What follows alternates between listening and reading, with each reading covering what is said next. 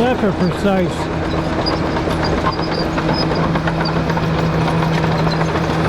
Pretty spot on.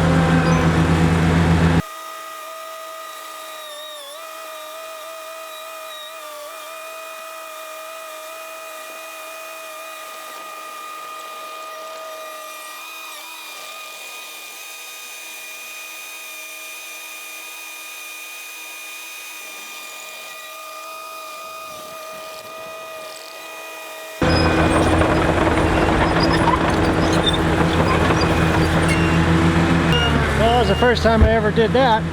That was scary because that cliff is really steep, but now I want one of those.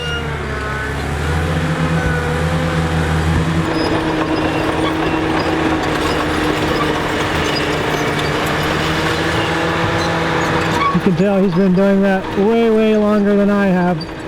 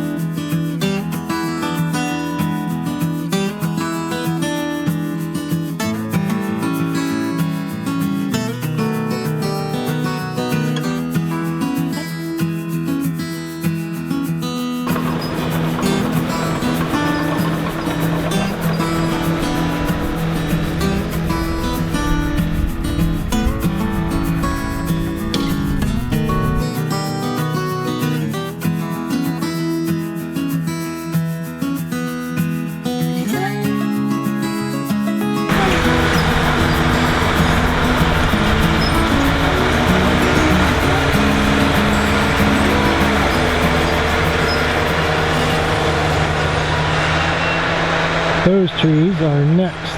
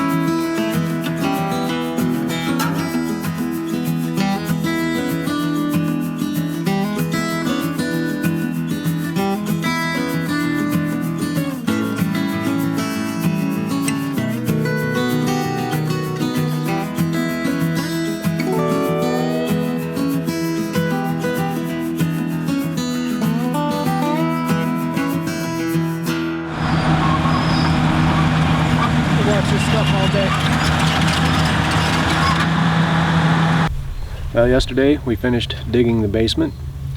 Got everything to grade, nice and flat, 7 foot tall in the corners so that I have no more than 7 feet of unbalanced backfill when we're finished, which is how I designed the basement walls. And today I'm going to put my footer lines in, stake out some footer lines with some pins. Use the 3-4-5 method. It's a simple 30 foot by 40 foot rectangle. So we'll have a 1,200 square foot basement, a 1,200 square foot first floor, and a little over 800 square foot second floor loft area for a couple bedrooms and a bathroom. So I wanted to make this as simple of a structure as possible. Simple roof line, simple rectangle, reduces cost, makes it easier to build, all those good things. This lot looks very different than it did a couple days ago. Look how far the well house is up. That used to be, where I'm standing used to be just trees. And behind the camera, it just goes phew. And all those trees we pushed down the hill, and we're using that sort of as our silt fence for erosion control. They're up against the trees that we left. Over time, the dirt will build up over that, the trees will decompose, and the dirt will pack, and end up with a nice little terrace. That's the plan anyway.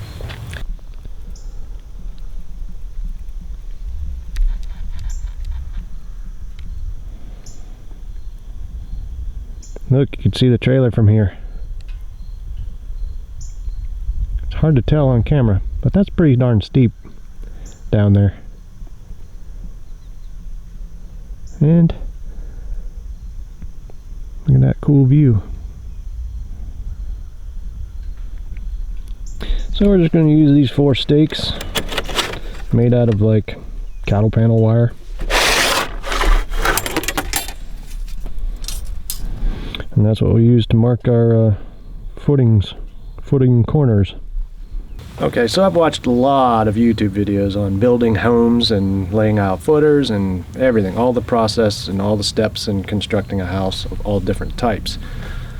And I always struggle to try and learn as much as I can with all the little bits that are provided in the videos, because a lot of them don't explain the method behind the madness. You know, why are they doing this way, or why are they doing that way? So as I document this build, one of my goals is to try and explain, maybe even over-explain, why I'm doing what I'm doing and the thought process behind it, because I think that's where the value is. It certainly would have helped me if I'd had a series on a build similar to this that was like, this is everything from A to Z. So that's what I'm going to try to do. First, let me explain a couple things. I said that the footprint of the house is 30 by 40. That's the inside dimensions of the house. Factoring in the width of the wall, which is 8 inches of concrete and 2 5/8 of foam on each side, that's like 13 inches of wall. So my outside dimensions are going to be, I'll call it 42 by 32. And so that's what I staked out, plus about a 3.5 foot overdig, so that when the walls are up, we can walk around the whole perimeter, do our waterproofing on the outside, put in our foundation drains, all that stuff. You don't want to overdig too much, because then you're digging more than you have to, and but you want enough room so you've got room to work. And depending on how high or how deep you're digging, you want to make sure there's no real risk of, you know, of cave-in of this side of the wall. But anyways, so I laid out the 4 corners of the house, then I moved stakes 4 feet or 3.5 feet, and that's what we dug. And that's what that stake is there in every one of these stakes that you see. So I'm going to come in 3.5 feet from each wall in the corner and set my first stake, and then I'm going to basically lay out a square from there. What I'm actually laying out is not the footer. It's going to be the outside of the finished wall. The reason for that is we're going to use a little mini excavator to dig the footings, and that the bucket on that is 2 feet wide and has 4 claws, or 4 hooks on it, whatever you call them, diggers. And those little fingers are spaced about 6 inches apart, and our footer is 2 feet wide. So if I lay out the line to be my finished wall, then he can line up that second finger on the bucket with the line and dig, and we'll end up with our 6 inches on either side of that wall that we need for the footer. If that makes sense. So you need your 2 foot wide footer, and then your wall sits, and you need to have at least 6 inches of footer on each side of the wall, if that makes sense. So hope I explained that in a way you can understand. I'm gonna put the stake in the ground.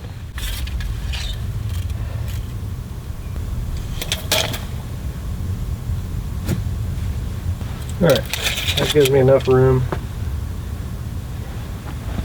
to work on the outside of the wall. Well, this is going to be just temporary until I get things squared up and get my final measurements done, and then I'll run string.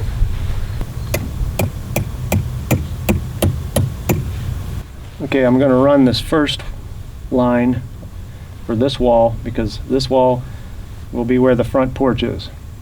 And I want to go up on top once I get this first line strung and make sure it's facing the way I want, and then I'll square everything off of that first line. Alright, now we're going to run 42 feet this way.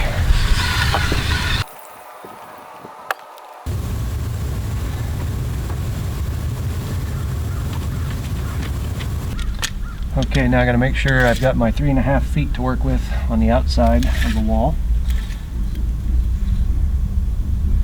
So that puts me right here.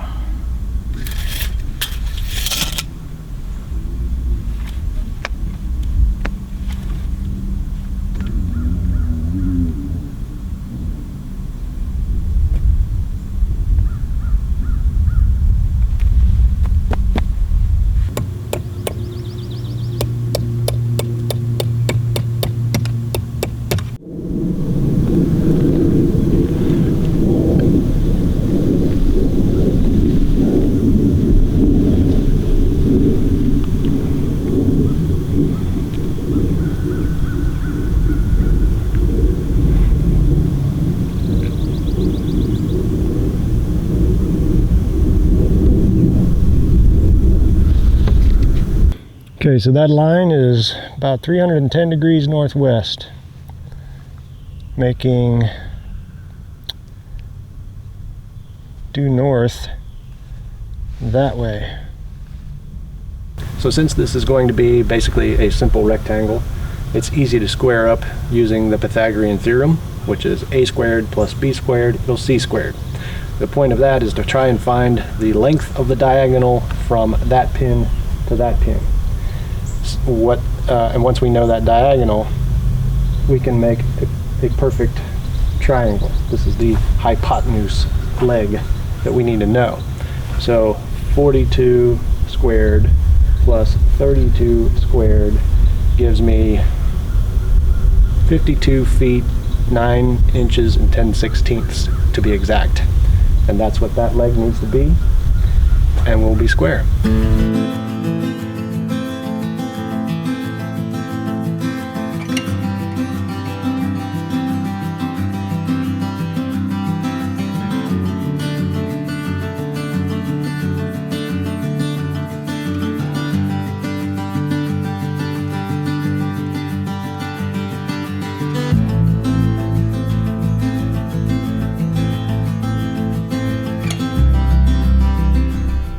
Okay, so this back wall is, let's see,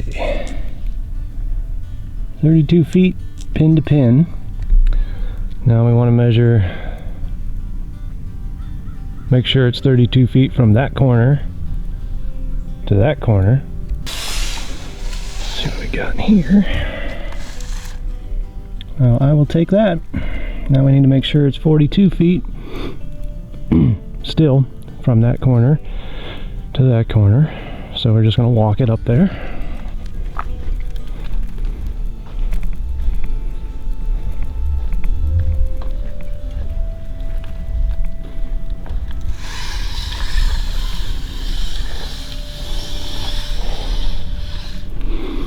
All right, let's see.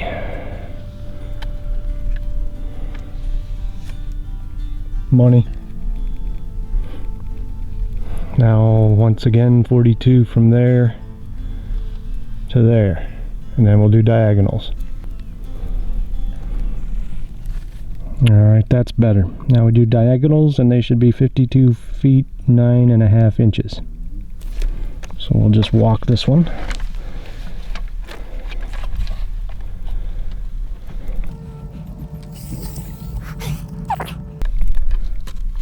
pretty hard to film and do this work at the same time. I'm gonna call that good. 9 3/4 inches. So if we're off a 1/4 inch over 52 feet, I don't think that's gonna be the end of the world. Now I gotta do the diagonal from there to there. 52, 9.5. I just went back and looked at the plans and a couple minor changes. It is not 32 by 42 because the wall is 8 inches, but the foam is 2 5/8 on each side. So it was off by actually a couple inches. It is 32 foot 2 inches by 42 foot 2 inches, which makes my diagonal 53 feet 1/2 inch. So I just restaked it all out and we're good. It's perfect. All right, now I'm going to use just regular mason line and string it around those 4 corners, and hopefully I have 148 feet and 8 inches.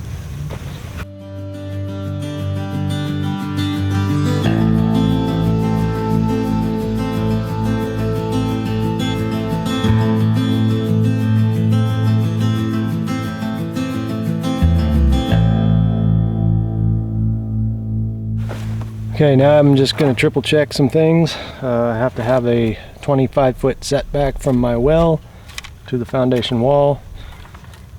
I had already flagged that, but I'm going to just make sure that it's 25 feet.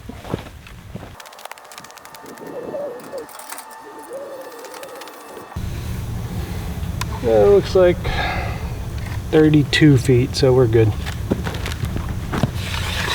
That means I don't have to dig as much trench, lay as much pipe, get it as close as possible to the well.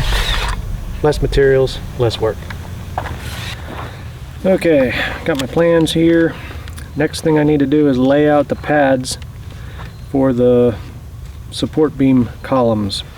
So there's going to be a mid beam, a girder beam right down the center that is LVL, built up LVL, supported by 2 steel posts. And so I have to put a footing underneath the posts. One's going to be 4 feet by 4 feet, and the other will be 3 feet by 3 feet, right down the center here.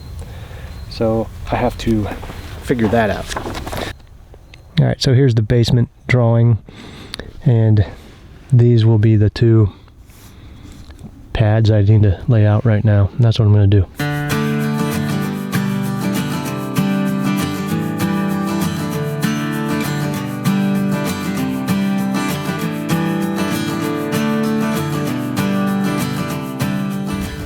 Okay, I guess to explain what I did here, I've got 2 pads in the center.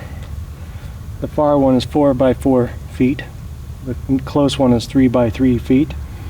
So I just measured this wall, divided it in half to find my center point, and then divided it in quarters that way to find the center of where the posts will sit.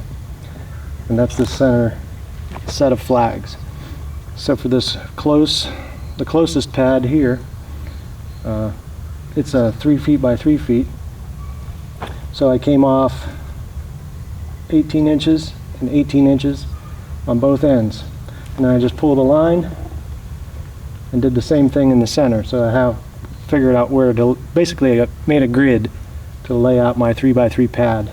Then these outside flags are for the 4 by 4 pad on that side. I don't know if there's an easier way to do it, but that just seemed like it made the most sense to me. So now my pads are marked. I'll run some string. I'll probably mark everything with paint too.